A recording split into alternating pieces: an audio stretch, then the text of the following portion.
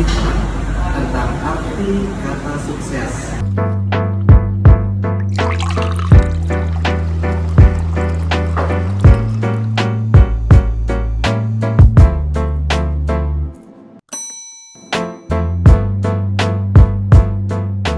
Sejak kita kecil, kita dididik oleh orang tua kita untuk sekolah dengan sungguh-sungguh supaya nanti ketika kita telah dewasa, kita jadi orang sukses. Pengajaran ini seperti roda yang berputar. Ketika kita menjadi orang tua, maka kita pun akan begitu. Kita demikian, kita pun mengajarkan anak kita begitu. Kamu harus sekolah dengan sungguh-sungguh supaya kamu bisa jadi orang sukses. Nah, sayangnya kesuksesan yang kita maksud selalu diidentifikasikan dengan kekayaan. Orang kalau sudah kaya baru dibilang sukses. Otomatis kita didik anak-anak kita, bahkan apapun mengajarkan demikian, bahwa kalau kamu mau jadi orang sukses, kamu harus kaya. Bahaya sekali paradigma seperti ini, karena arti kesuksesan di mata Tuhan itu berbeda. Kalau kita menilai kesuksesan hidup ini hanya dari sudut pandang kekayaan, maka kita akan bilang waktu adalah uang, dan kita akan bilang uang adalah segalanya. Gak ada uang gak bahagia, dan tanpa uang gak bisa beli apa-apa. Kita selalu bilang sama orang, apa untungnya buat saya, karena kita selalu mengukur sukses itu dengan uang. Maka segalanya adalah kita uang adalah uang, uang adalah segalanya. Jadi orang lain bisa kasih apa ke kita, untungnya apa buat kita. Mari kita lihat kacamata firman Tuhan dengan kata sukses dalam kehidupan. Dalam Matius 25 ayat ke-31 sampai ke-46. Ini panjang. Saya ingin saudara baca ayat ke-34 sampai ke-36 saja. Dan raja itu akan berkata kepada mereka yang di sebelah kanannya, mari, hai kamu yang diberkati oleh Bapakku, terimalah kerajaan yang telah disediakan bagimu sejak dunia dijadikan. Ketika aku lapar, kamu memberi aku makanan. Ketika aku haus, kamu memberi aku minuman. Ketika aku seorang asing, kamu memberi aku tumpangan. Ketika aku telanjang, kamu memberi aku pakaian. Ketika aku sakit, kamu merawat aku. Ketika aku di dalam penjara, kamu mengunjungi aku. Sampai demikian jauh pembacaan firman Tuhan, saya bisa pastikan kepada Anda bahwa ukuran kesuksesan di mata Tuhan itu ditentukan oleh hal-hal ini.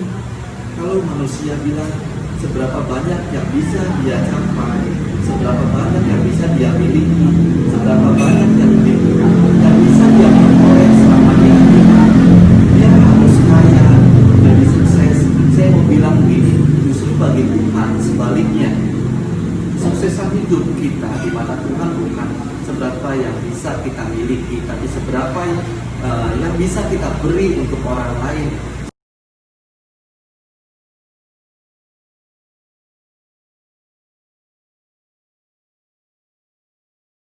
Saya mau bilang kepada Anda, jangan lupa bahwa hidup kita pada akhirnya yang menilai adalah Tuhan, bukan manusia. Kita ingin sukses di mata manusia, kita ingin sukses di mata orang. Oleh karena itu kita bilang kalau kaya baru sukses. Bagi Tuhan, bukan seberapa banyak yang bisa kita miliki, tapi seberapa banyak yang bisa kita beri. Apa artinya kaya? Kalau tidak berguna, kaya rumahnya besar, kamarnya banyak, dan kalau kita turun diajak keliling rumahnya, dia akan bilang ini kamar kamu, ini kamar kamu. Tapi saya mau tanya, seberapa banyak kamu yang pernah tinggal di rumah itu? Dalam ayat Alkitab, saudara, dalam Filipi 1 ayat ke-22a, Rasul Paulus mengatakan begini, tetapi jika aku harus hidup di dunia ini, berarti bagiku bekerja memberi buah. Berbeda sekali dengan apa yang kita katakan dan kita ajarkan selama kita hidup, bahwa orang akan berkata begini, bekerja untuk mendapatkan, bekerja untuk menjadi kaya, bekerja untuk bisa makan.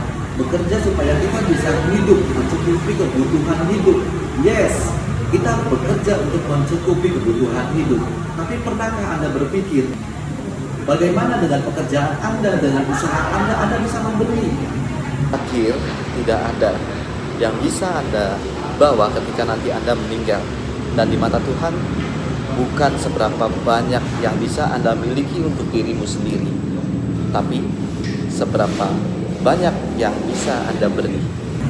Dia mental, jangan kesana sini, semua orang kenal. Kalau dia bisa beli rumah banyak, punya mobilnya mewah, kalau dia bisa keluar negeri terus, kita bilang mereka sukses ya. Undang mereka jadi pembicara seminar kesuksesan. Dengar baik, pada akhirnya tidak ada yang bisa Anda bawa ketika nanti Anda tidak ada. Pada akhirnya Tuhan yang akan menilai sukses atau tidaknya hidup kita. Dan di mata Tuhan, seberapa banyak yang bisa Anda miliki untuk hidupku sendiri, tapi seberapa banyak yang bisa Anda beri. Katakan amin. Saya akan masuk pembahasan poin pertama tentang arti kesuksesan hidup di mata Tuhan. Bagaimana kita memperlakukan orang lain. Galatia 5 ayat 14. Mari kita buka. Sebab seluruh hukum Taurat tercakup dalam satu firman. Ini yaitu kasihilah sesamamu manusia seperti dirimu sendiri. Lalu kita buka lagi ke Matius 7 ayat 12. Segala sesuatu yang kamu kehendaki supaya orang perbuat kepadamu, perbuatlah demikian juga kepada mereka. Itulah isi seluruh hukum Taurat dan kitab para nabi. Perbuatlah kepada orang lain sebagaimana kamu ingin orang lain perbuat kepadamu. Sukses atau tidaknya hidup kita di mata Tuhan tergantung dari bagaimana Anda memperlakukan orang lain. Kau kasih tahu dengan 4 kalimat. Jangan jual yang Anda tidak mau beli. Jangan bikin yang kamu sendiri tidak mau pakai. Jangan masak yang Anda sendiri tidak mau makan. Dan yang terakhir, jangan berikan yang Anda sendiri tidak mau ambil. Perlakukan orang lain sebagaimana Anda ingin diperlakukan. Kalau Anda tidak mau makan makanan basi, jangan berikan kepada pembantu Anda. Kalau Anda ingin dihargai, hargai semua orang. Saudara, saya punya papa yang hebat sekali menurut saya. Dia pintar masak, pintar cari uang. Itu luar biasa. Saya pikir dia punya bisnis minded. Dia punya masakan ayam goreng batu hantam dan ayam bakar batu hantam khas baru nongkrong.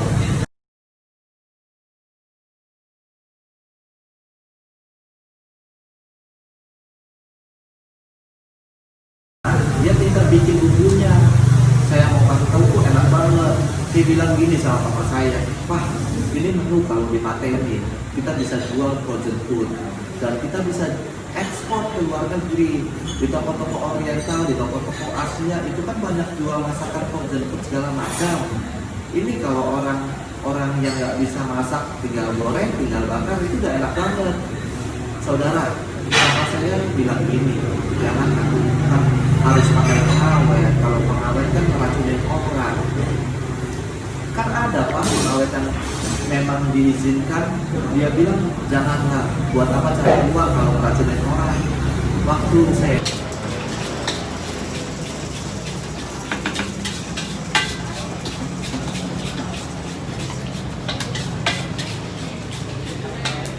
dengan papa saya ngomong ini, saya berpikir begini, alangkah indahnya dunia kalau semua pengusaha mikir kayak gitu. Ketika Anda mau belajar kasih orang yang berusaha pekerjaan Anda, jangan cuma cari untung. Coba pelajari dari pengaruhnya, dari efeknya, dari dampaknya. Kalau Anda mau coba bikin usaha, jangan fokus cuma cari untung doang. Apa yang bisa Anda dapat? Tapi pikirkan, Bagaimana Anda bisa ciptakan sebuah pengaruh positif bagi hidup banyak orang? Bagaimana lewat bisnis Anda bisa membawa pengaruh dampak yang begitu besar bagi banyak orang? Mari kita buka ayat firman Tuhan 1 Korintus 10 ayat 24. Janganlah seorang pun yang mencari keuntungan sendiri, tetapi hendaklah tiap-tiap orang mencari keuntungan orang lain. Mana ada orang bisnis mikirin keuntungan orang, yang ada juga mikirin keuntungan kita atau keuntungan sendiri. Tapi firman Tuhan mengajarkan kalau Anda mau sukses di mata Tuhan, jangan berdagang hanya untuk keuntungan sendiri. Sudah pasti Anda untung, percayalah. Tapi pikirkan, untung apa yang bisa Anda berikan untuk orang lain. Pikirin nasib banyak orang, fokus pada kebutuhan banyak orang. Bukan cuma seberapa banyak keuntungan yang bisa Anda dapat,